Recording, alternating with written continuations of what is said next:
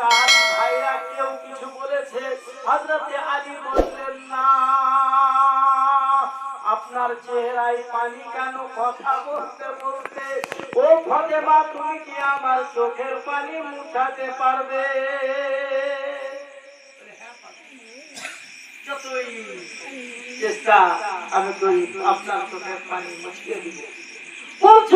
ফাতেমা থেকে কয়েকদিন 9 দিন হয়ে গেল। আমার ভাইজানেরা এক এক করে খাওয়ালো। ওসমান গনি ভাই খাওয়ালো। কদমের বিনিময়ে মানুষকে আজাদ করলো। আমি গরিব অসহায় মনে বড়, কিন্তু পারলাম না। তারই জন্য চোখের পানি ঝরে।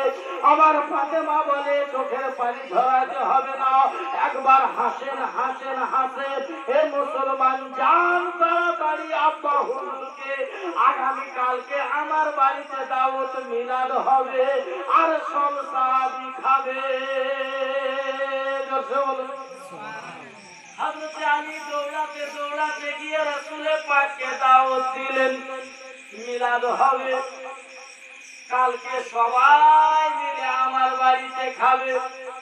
মনে মনে চিন্তা করেন, আলী ওদের খাবার ছিল, টাকা ছিল, বাজার থেকে এনে তৈরি হইল।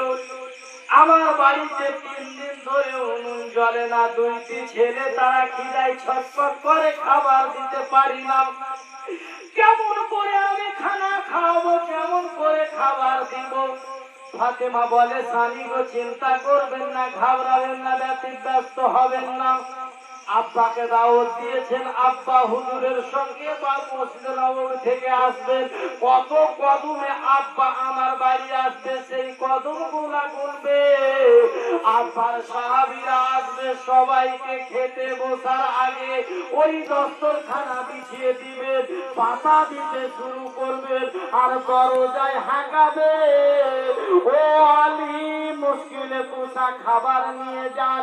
ওই খাবার আব্বার সামনে দিবে, আব্বা দোয়া ফাতিহা পড়ে দিবে, ওই খাবার সবকে দিবেন, জান ভরে খাবে। জোরে বলো। বিশ্ব নবীর বেটি ফাতেমা এই কথা বলে বাবা মুসাল্লাটা নিল, আর মুসাল্লাটা নিয়ে ঘরের মধ্যে বিছিয়ে আমার আল্লাহর সঙ্গে কানেকশন লাগিয়ে দিল। বলে, আল্লাহ গো, আমি অতক্ষণ পর্যন্ত সেজদা থেকে মাথা তুলবো না যতক্ষণ পর্যন্ত আমার স্বামীর যে দাবি আছে, আমার সাহাবী ভাইদের খিদমত না হবে, আপনার রাসূলে মুআজ্জামের খিদমত না হবে, আমি ফাতেমা সেজদা থেকে মাথা উঠাবো না।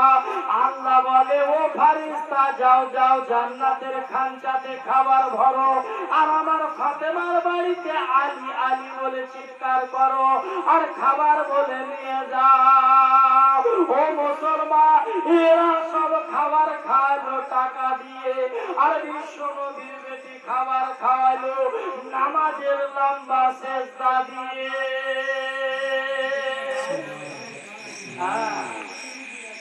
আল্লাহর কাঙাল হলে মাগো আল্লাহ পাওয়া যায়, অহংকার করিলে তাতে আল্লাহ বেজার হয়, আল্লাহ পাওয়া যায়। আল্লাহর সঙ্গে ইশক, আল্লাহর সঙ্গে মহব্বত রাখুন এবং পিতা মাতার সঙ্গে সৎ ব্যবহার করুন। আজকে আমার ভাগনা